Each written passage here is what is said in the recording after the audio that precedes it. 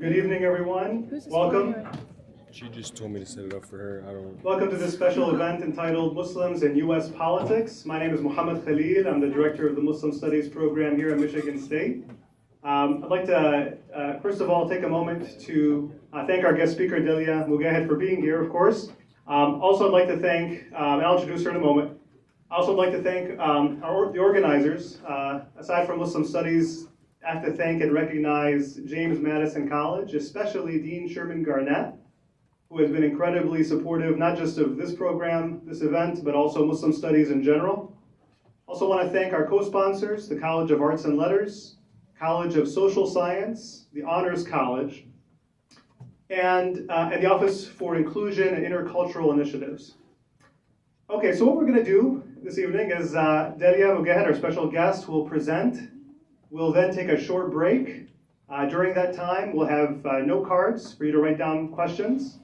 And then we have refreshments, of course, in the back. Then we'll resume, and we'll do a Q&A with written questions. So with that, let me go ahead and get started and introduce our guest speaker. Dalia Mogahed is the Director of Research at the Institute for Social Policy and Understanding, where she leads the organization's pioneering research and thought leadership programs on American Muslims. Mogahed is former executive director of the Gallup Center for Muslim Studies, where she led the analysis of surveys of Muslim communities worldwide. With John Esposito, she co-authored the book Who Speaks for Islam? What a Billion Muslims Really Think. And this was also the basis for the documentary Inside Islam. President Barack Obama appointed Mogahed to the President's Advisory Council on Faith-Based and Neighborhood Partnerships in 2009. And she was invited to testify before the U.S. Senate Committee on Foreign Relations about U.S. engagement with Muslim communities. Her 2016 TED Talk was named one of the top TED Talks of that year, and she is a frequent expert commentator in global media outlets and international forums. Many of you may remember seeing her on The Daily Show with Trevor Noah a couple years ago, one of my favorite episodes of that show. She's also the CEO of Mogahed Consulting. Without further ado, please join me in welcoming Dalia Mogahed. Thank you so much.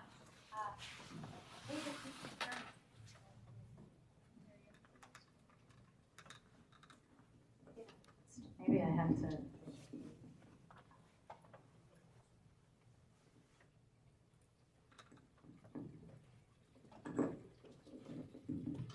Okay, wave if you can hear me.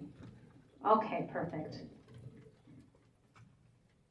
It is so wonderful to be here, and I want to start just by thanking Dr. Khalid for organizing this program, and to Mary, who's been putting up with a lot of craziness from me, and how hard it is to organize travel for someone who never responds to emails. I've only been here a few hours, and I already love this campus. I have a family member who went here, and I have never seen a more fanatical alum. I don't know, something's in the water in this place that everyone that graduates absolutely loves this school. I actually went to school not far from here, sort of. I went to Madison, University of Wisconsin-Madison. I hope no one holds that against me, but that is where I went, and I grew up in Madison.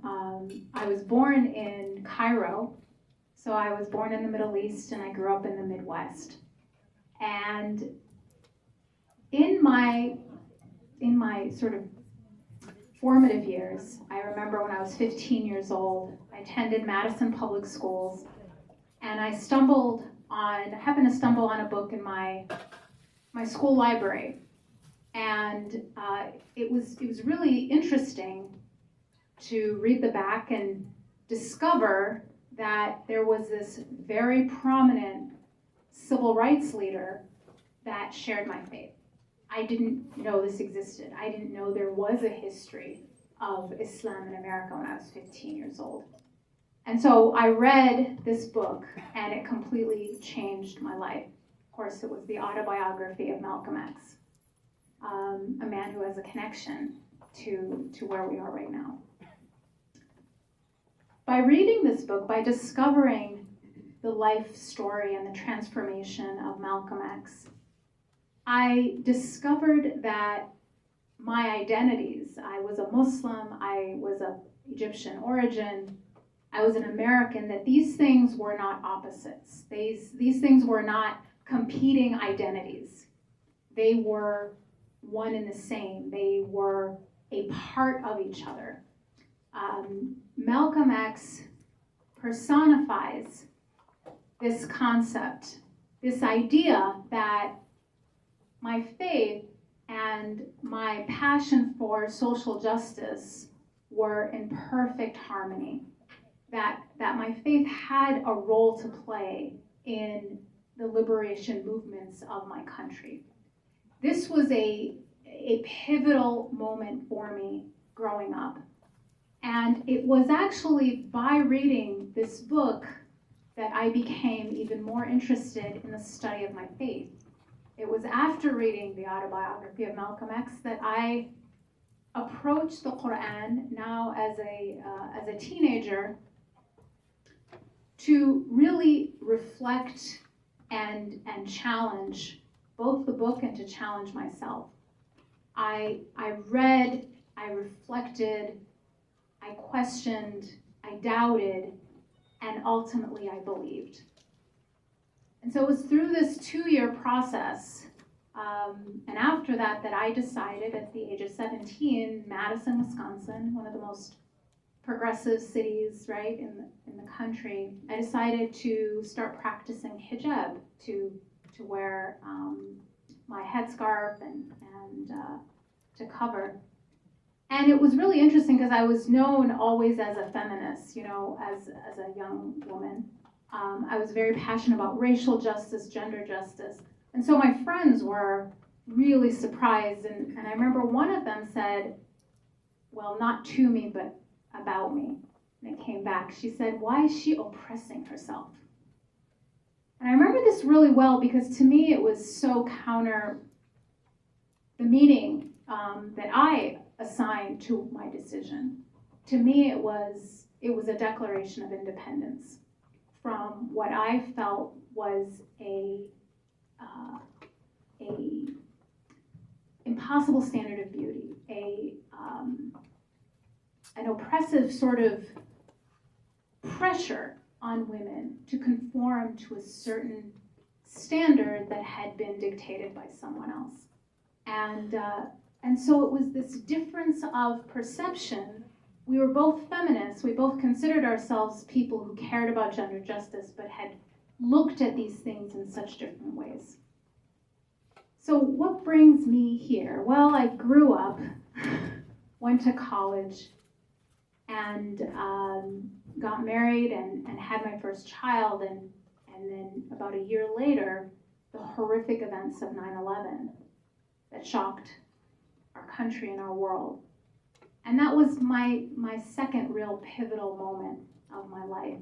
I've told this story many times, but one of the most impactful experiences I've ever had was when I went to my mosque in a brand new city that I'd only been in for a few days, the first Friday after that terrible event, and half the congregation were people of all faiths and no faiths who were there not to protest or not to express anger at the community, but to stand in solidarity with the community.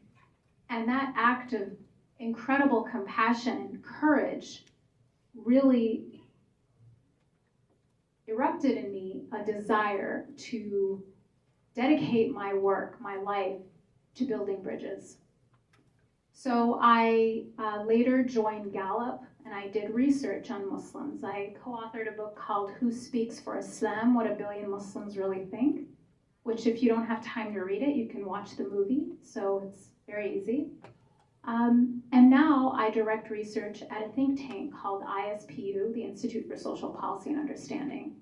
And what we do is we combine, simply the scientific method. We really look at things very rigorously, and I bring my own science background to that, and the knowledge and cultural competency of understanding this community. So what ISPU is able to provide is an objective, solution-seeking research lens on understanding the Muslim American community and the public policy and policy issues that impact it.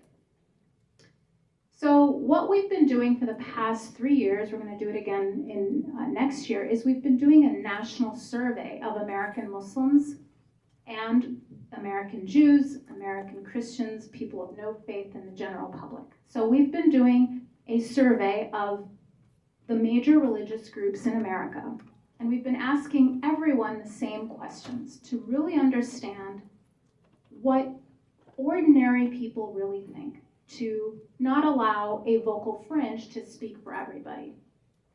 And what I'd like to present to you today is a window into that for our 2018 study. What we wanted to look at was, with the backdrop of the last couple of years,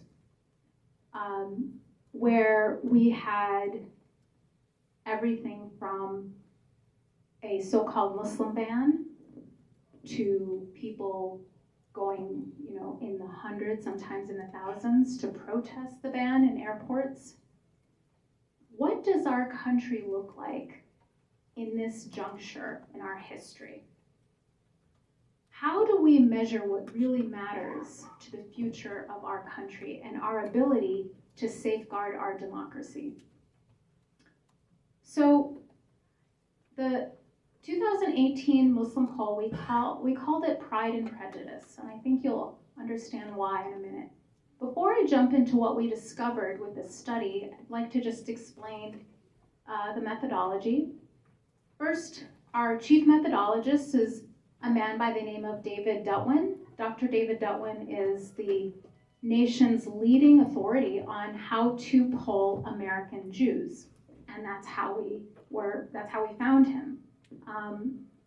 For anyone who's unfamiliar, American Muslims are very hard to do survey research on because of two things. One, the percentage of Muslims in America is only about 1%, which I hope is not a huge piece of news to anyone here, but there was actually another survey asking Americans what percentage of America they thought were Muslims, and the answer was like 30%. So no, not 30%, it's just 1%. So it's a very difficult population to do good survey research on because A, it's a small percentage, but two, there's no data, thank God, about where Muslims are, where they live, because religion is not part of the census. So to do good research takes a lot of expertise and a lot of resources. So we were able to find Dr. Dutwin to lead our methodology for the past 3 years. And we have for this survey, we got a nationally representative sample of Muslims, Jews, Protestants, from which we also looked at white evangelicals specifically as a group, Catholics, non-affiliated Americans, and then we just looked at what the general public thinks as a whole. The total sample size was nearly 2,500 people. They were all given identical surveys, and the field period was the last 3 weeks of January of this year. And you can read a detailed methodology if you're interested on our website. We had some phenomenal advisors on this report. I'm going to start by sharing what the key findings were. The first thing we discovered is that, contrary to what you might read in the comment section, the majority of Americans actually support Muslim civil rights. However, Islamophobia does exist. And it's linked to things that most of us probably don't want, like the approval of authoritarianism, condoning violence, and anti-Muslim discrimination. We also discovered that Muslims themselves have really suffered because of this sizable minority of people who do harbor these feelings. However, Islam remains an important part of their lives and a source of pride and happiness.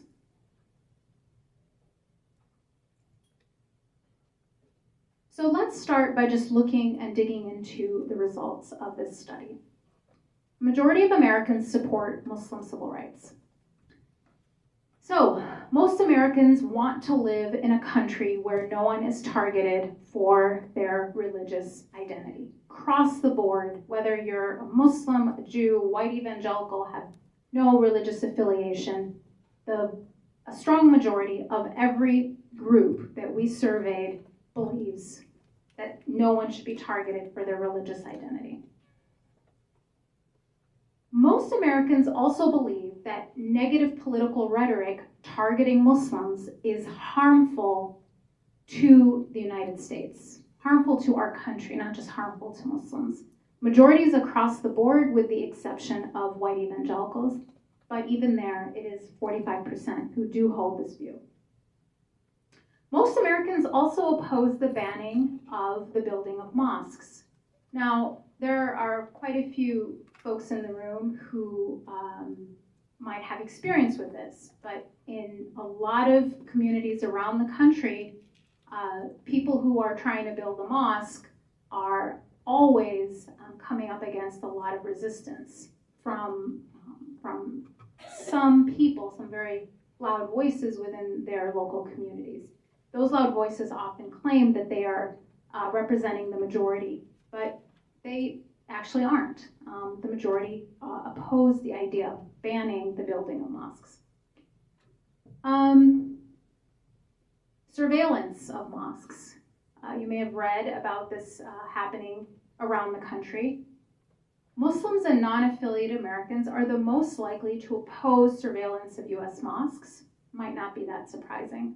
But majorities across the board, with only the exception of white evangelicals, oppose surveillance of mosques, with white evangelicals actually also 45% of them opposing it. The Muslim ban. Now, I will read you the question so you know what version of the Muslim ban we looked at.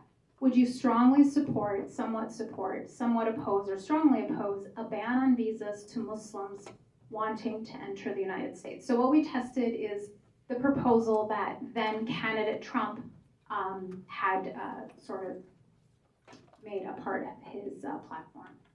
Majorities across the board, with the exception of white evangelicals, oppose this version of the Muslim ban.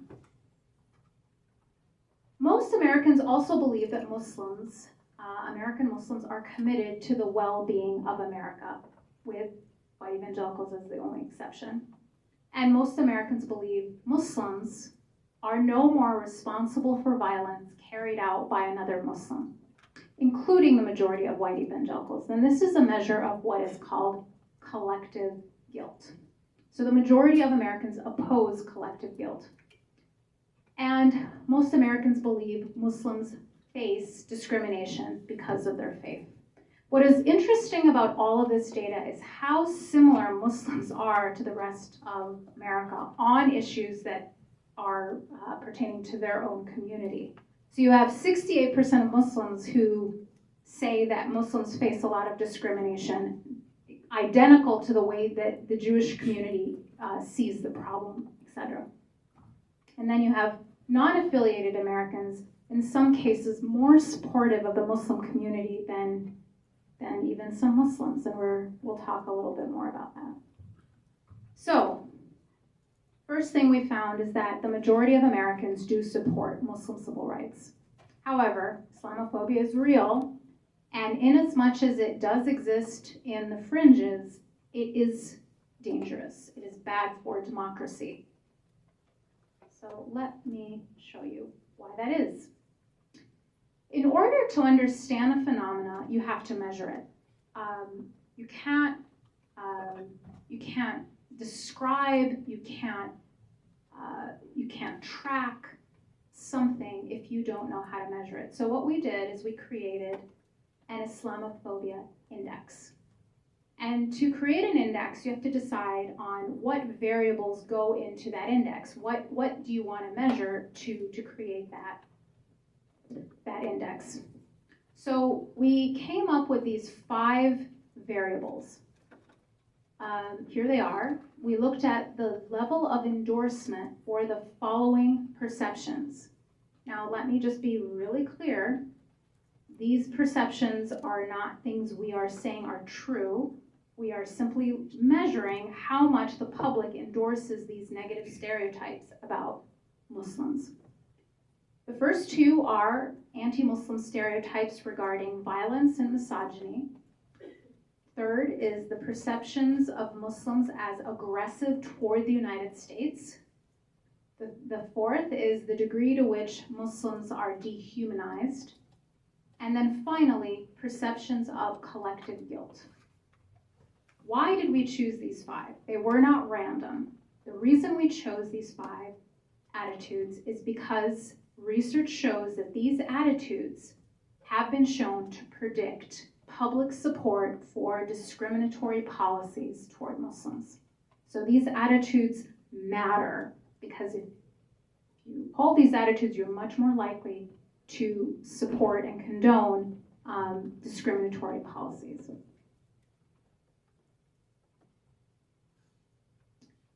So let me just go right to what we found. So first issue, first variable, the issue of endorsing a stereotype about violence. So the question we asked was, to what level do you agree with the following statement? Most Muslims living in the United States are more prone to violence than other people. The percentage of people who agreed is what you see here.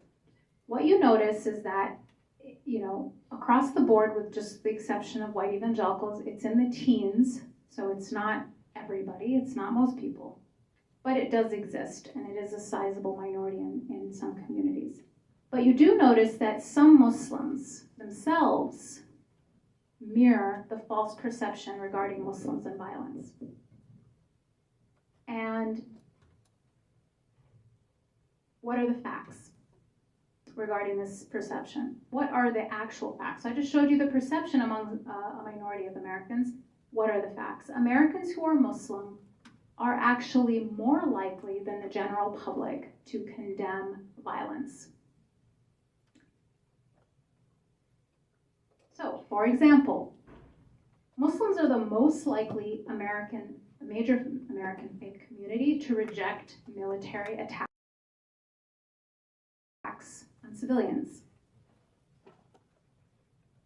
Muslims, Jews, and non-affiliated Americans are the most likely to reject individual attacks on civilians. So we looked at targeting civilians by military, which is actually defined as a war crime. Like we do actually say targeting, and targeting civilians by a individual or small group, which is a form of ideologically motivated violence, or otherwise known as terrorism. Pew, and that was ISPU, Pew also found in 2017 that Muslims were more likely than the general public to say that attacks on civilians could never be justified. 76% compared to 59% of the general public. But what a lot of people may not also know is that most American terrorist fatalities actually occur at the hands of white supremacists.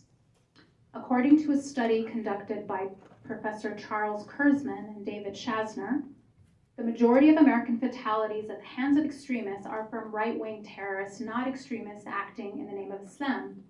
What was even more interesting to me in that study is that they also found that even among law enforcement agencies, that law enforcement ranked anti-government extremists as a greater threat than Al-Qaeda or like-minded terrorist organizations. Now, why might there be this perception, even among some Muslims? Well, guess what? Muslims are watching the exact same media as everybody else. And here's what the media is like. So, US media portrays Muslims as more prone to violence than other people. We just released a study called Equal Treatment, ? measuring the legal and media responses to ideologically motivated violence in the United States.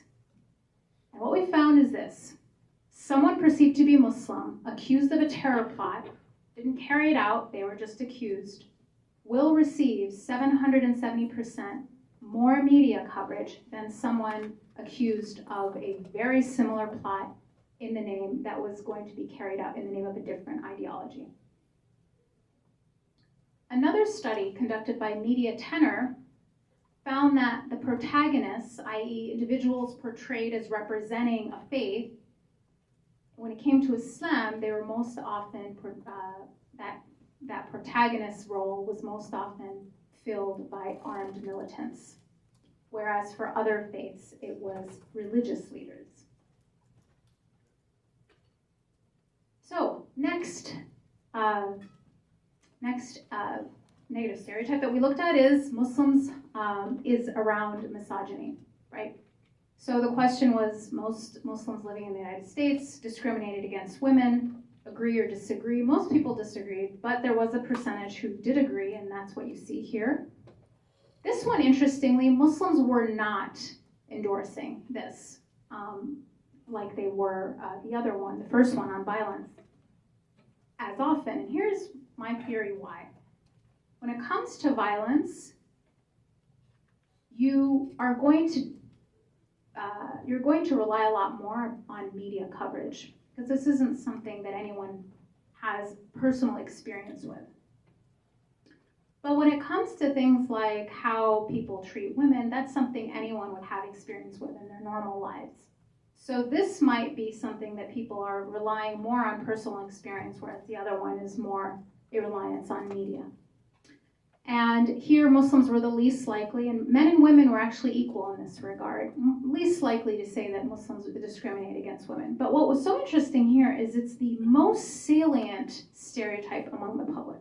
So the public is very, although it's not a majority, but it is the most salient anti-Muslim stereotype. Lots of concern among some people for the welfare of Muslim women, which we'll discuss in a second. American women who are Muslim say that Islam is actually a source of joy and pride.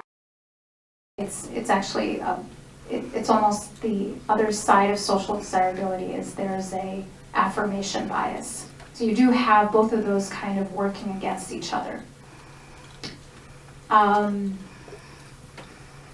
That's as far as I can really answer the question. I agree with you. It is an important concern.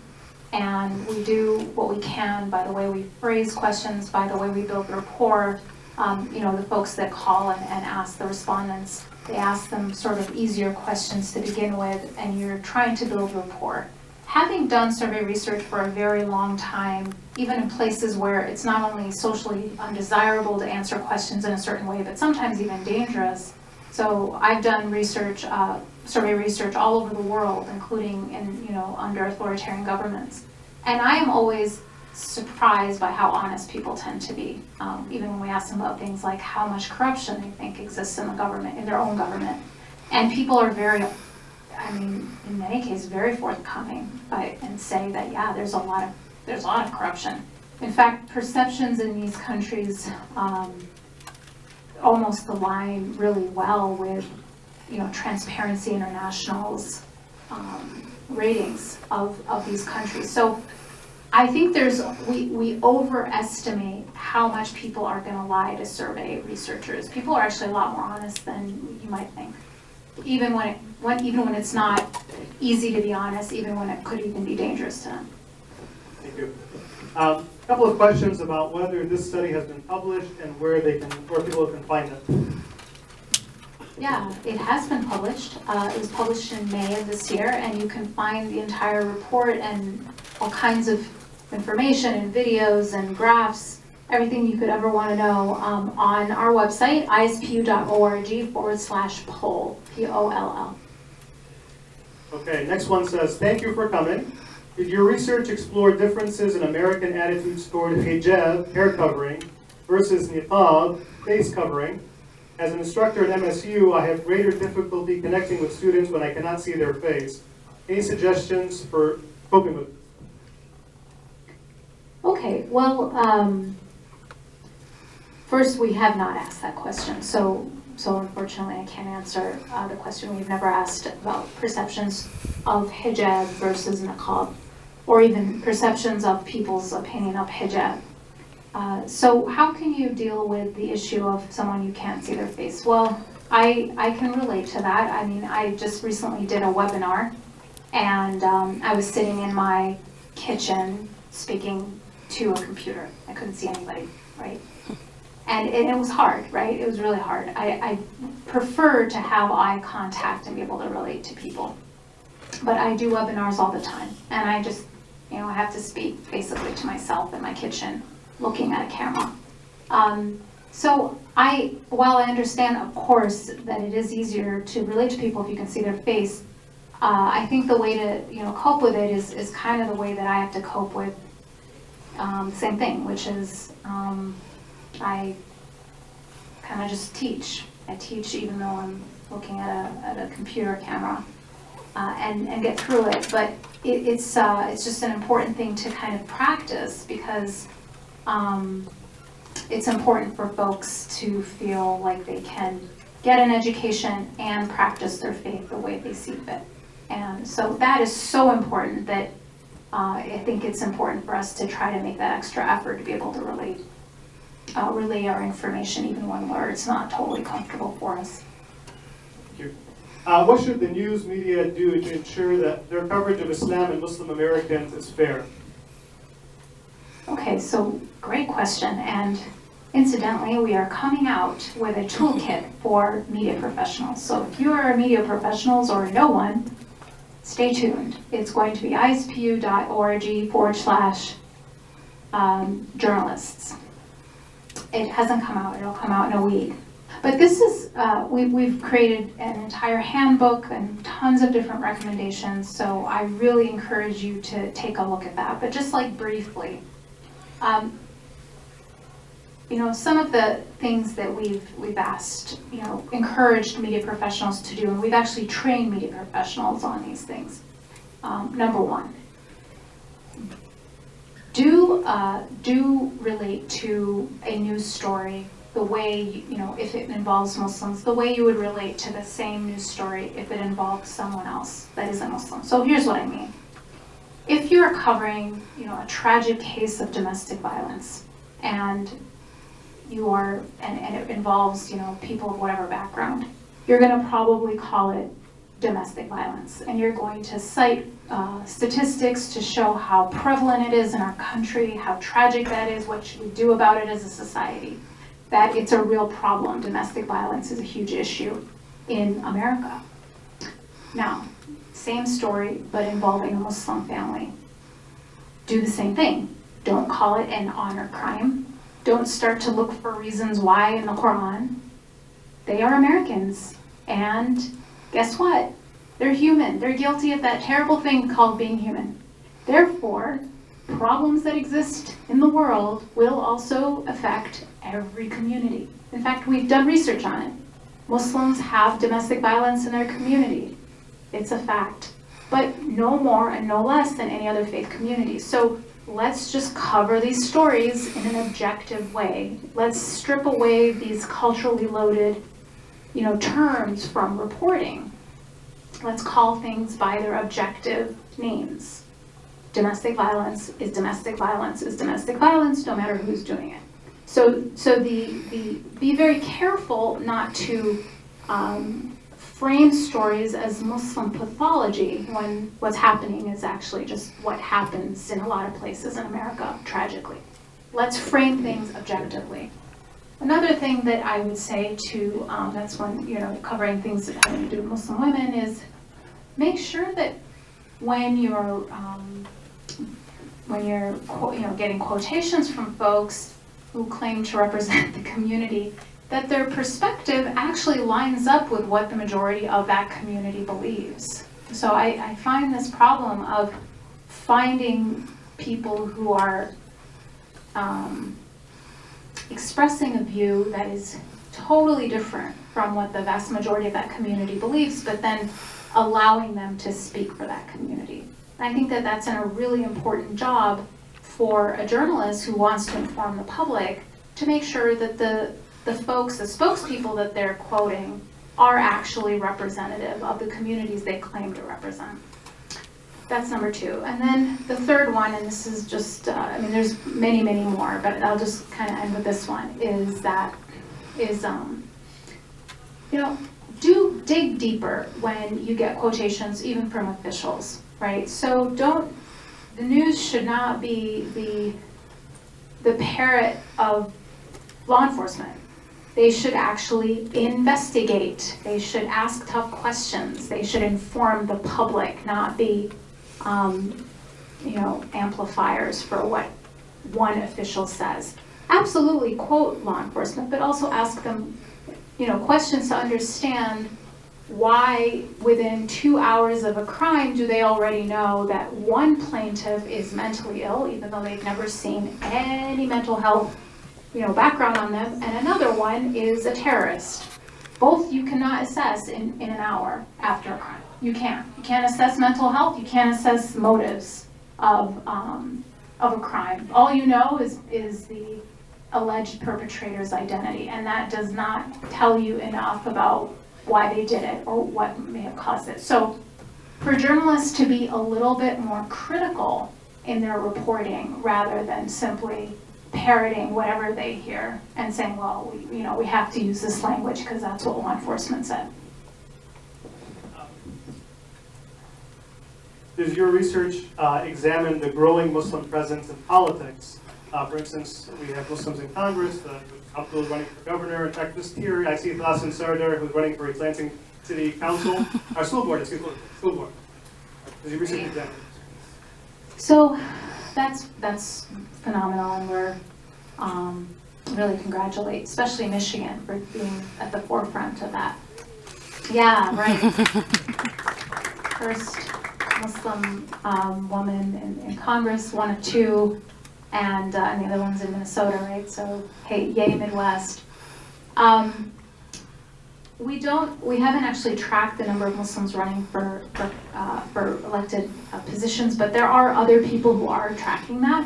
What we are looking at, though, is more on the public side, is Muslims registered to vote, Muslims planning to vote, and so forth. And we have tracked that since 2016. What we found is it is steadily growing. So that's the good news, is there is a steady growth of Muslim civic engagement.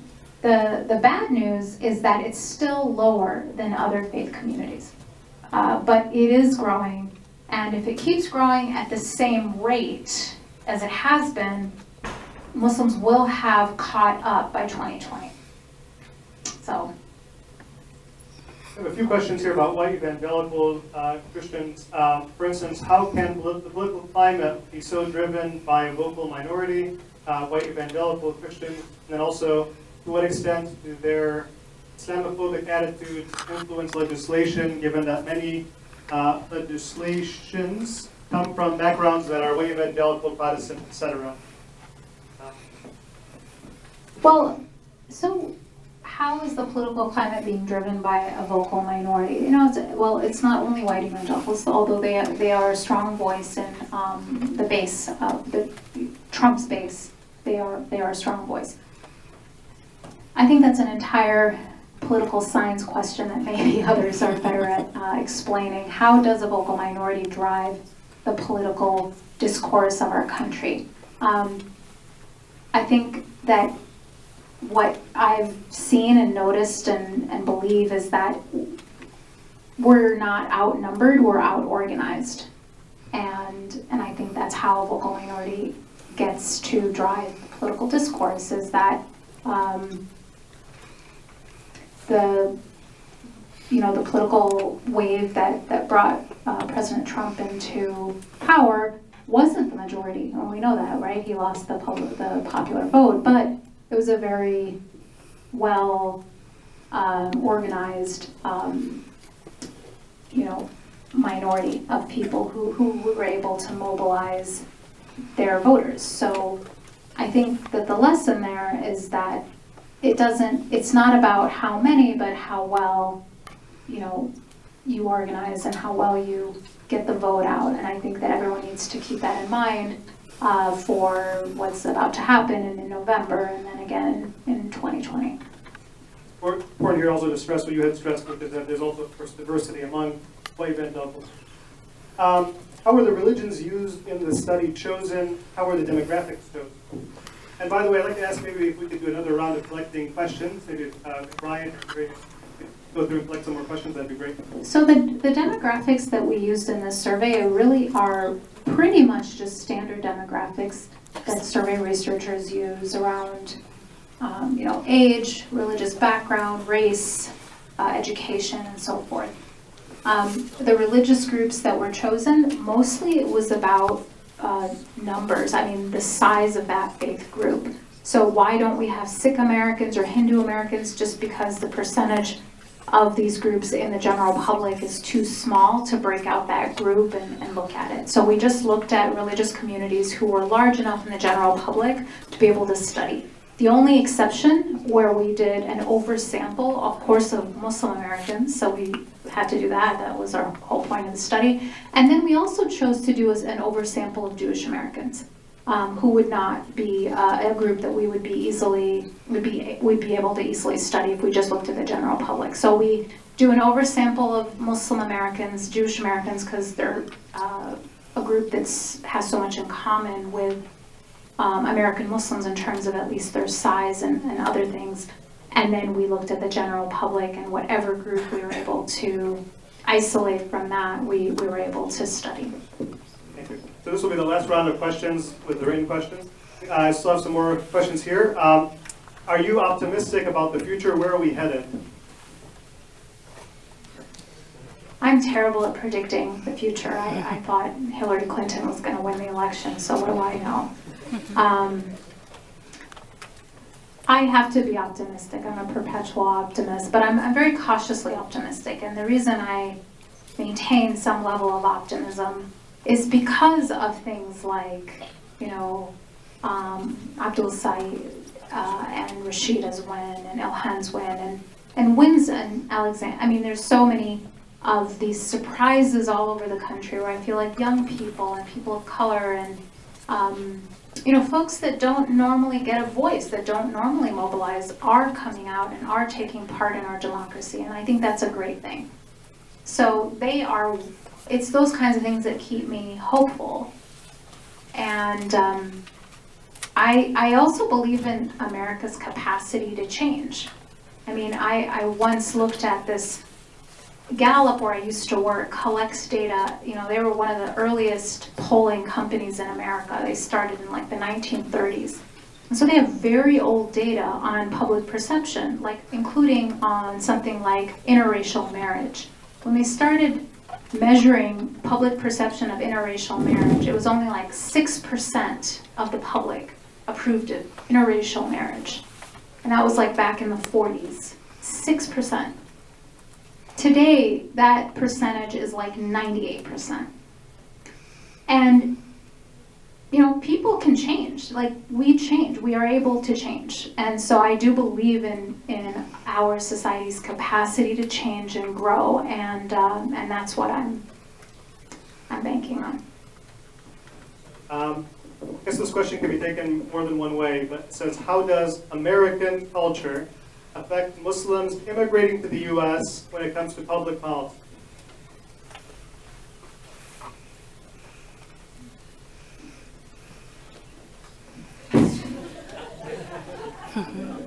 I would defer to somebody else. The question is, how does American culture affect Muslims immigrating to the U.S. when it comes to public policy?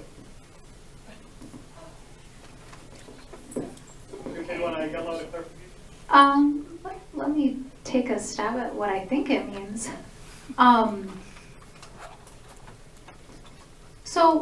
Well, let me just maybe start by talking a little bit about Muslim demographics. So about half of Muslims were born in the U.S. and half immigrated to the U.S. Muslim demographics in terms of race Muslims are the only faith community studied in this study with no majority race, right? So about equal percentage of Muslims identify as Black, Asian, and white and Arab. And so when we say Muslim, American culture, it sounds like a dichotomy, and it's not, right? It's not a dichotomy. You can be Muslim and your culture is American. You can also be Muslim and your culture might be something else, but they're not these mutually exclusive kind of realms. So how does it impact American culture, impact public policy? Well, what I think it means, what I think this question might mean, is around maybe how Muslim populations, or how, the Muslim can't see them. But he didn't resign in protest. It was under his watch, and he continued to work, allowing this to happen as legal counsel. Where I'm struggling is that that's not even being discussed. He's not asked, how do you feel about waterboarding? He's not asked, what was your position on the sanctioning of torture? And so how does Islamophobia, about instability in the Middle East impact us? Well, that message to me watching is not all suffering is equal. Not all pain is equal, right? You can sanction torture and we're not even going to mention it. It's not even relevant. No one cares. But other kinds of legitimate suffering, and sexual assault is very legitimate. Yes, we should be investigating it, but that's where our concern seems to end with him. And this is when he was a, sober adult, and what he did actually as a public official, no one's even asking. And so it makes me feel like the value of Muslim life is just so clearly inferior in the eyes of our political elite, including our so-called progressives.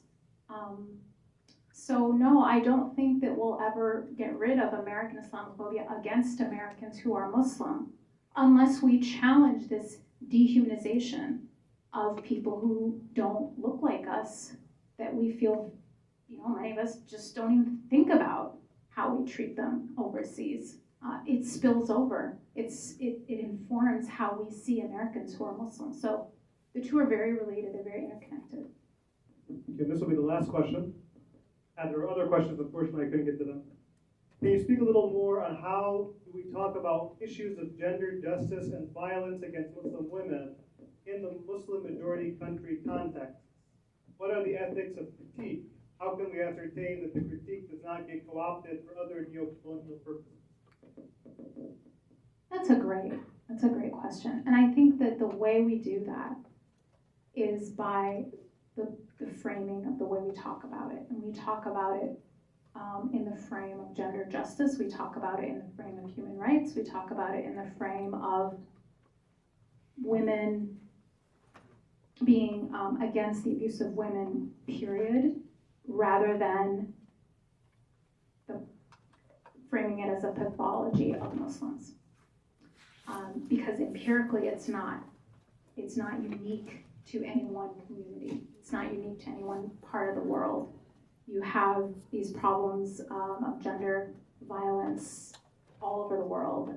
Some of the places where it's the worst actually happen to be majority Christian countries. So to divorce it of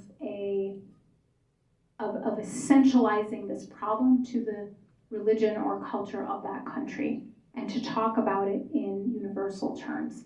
The second thing that's really important is to be partners with the indigenous gender justice activists on the ground in these countries. They are the ones fighting the good fight in the trenches, and Western advocates for Muslim women have to come from a place of humility and listening and following rather than seeking to lead, because these are the women on the ground who are doing this work. They are the ones with the legitimacy. They are the ones who understand the context. So not to presume to tell them what to do. We need to come to those conversations to listen and to contribute as partners rather than from a perspective of paternalism. Thank you. All right, two things. First of all, Dalia Mogahed has a crazy schedule, so we're very grateful that you made time to come to Michigan State. Please join me in thanking Dalia Mogahed for Thank you, the Brad. presentation. And the second thing is we have some other events this semester. For instance, October 24th, we're going to have a documentary about the Syrian struggle called Little Gandhi, and the filmmaker Samir Qadi will be here. That's going to be in Wells Hall, October 24th. We may have, I think, Mary, we have information up there. Yes, you, Mary, everybody? There's Mary, the flyers. We have other events. We have an artist named Qais Asadi who will be giving a presentation October 17th. Please get on the Muslim Studies listserv. Thank you again, Dalia. Have a good night, everyone. Thank you for being here.